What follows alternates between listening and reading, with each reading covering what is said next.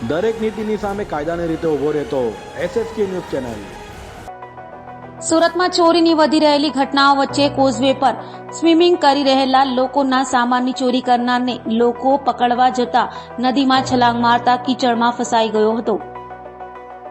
સુરતમાં ચોરો અવનવી તરકીબો અજમાવે છે ત્યારે કોઝવે ખાતે તાપી નદીમાં સ્વિમિંગ કરી રહેલા લોકોના સામાનની ચોરી કરનારને લોકો પકડવા દોડતા તેણે તાપી નદીમાં છલાંગ મારી હતી। જો કે નદીમાં પાણી ઓછું હોય ચોર કીચડમાં ફસાઈ ગયો હતો, જેથી ફાયર અને પોલીસને જાણ કરતા ફાયરે કોઝવેમાં કીચડમાં ફસાયેલા ચોરને રેસ્ક્યુ કરી બહાર કાઢી પોલીસને સોંપતા રાંદેર પોલીસે વધુ તપાસ હાથ ધરી છે।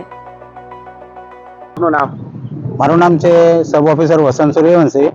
હું મોરાબગલ ફાયર સ્ટેશન પર અમને ફાયર કંટ્રોલ તરફથી કોલ મળ્યો કે એક વ્યક્તિ કાદવમાં ફસાયેલો છે કોઝવે, એટલે અમે ફાયર એન્જિન લાશ્કર સાથે લઈને ઘટના સ્થળે આવી ગયા છે અને કોઝવેમાંથી અમારા માણસો ઉતરવાના હતા, પણ એ એક બેટ પર ચડી ગયો, કાદવમાં નજીક હતો એટલે એક બેટ પર ચડી ગયો એક વ્યક્તિ, ચોરી કરીને કંઈ ભાગતો હતો એવી રીતે મેસેજ હતો પોલીસનો અમને, અને એ બેટ પર નીકળી ગયો એટલે ગાડી અમે ત્યાં કોઝવેથી બીજી જગ્યાએથી રાંદેર બાજુથી બીજી જગ્યાએ લઈ આવ્યા નીચેના ભાગમાં, અને ત્યાંથી પાછા નીચે ઉતાર્યા છે।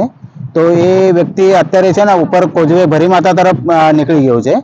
અમે રાંદેર બાજુ છે, રાંદેર બાજુથી અમારા માણસો ઉતારેલા છે, એ આગળ પહોંચી ગયા છે અને ભરી માતા તરફથી પોલીસની ગાડીઓ બધી ઉપર ઊભી જ છે, એ પ્રકારે ઉપર જાય છે।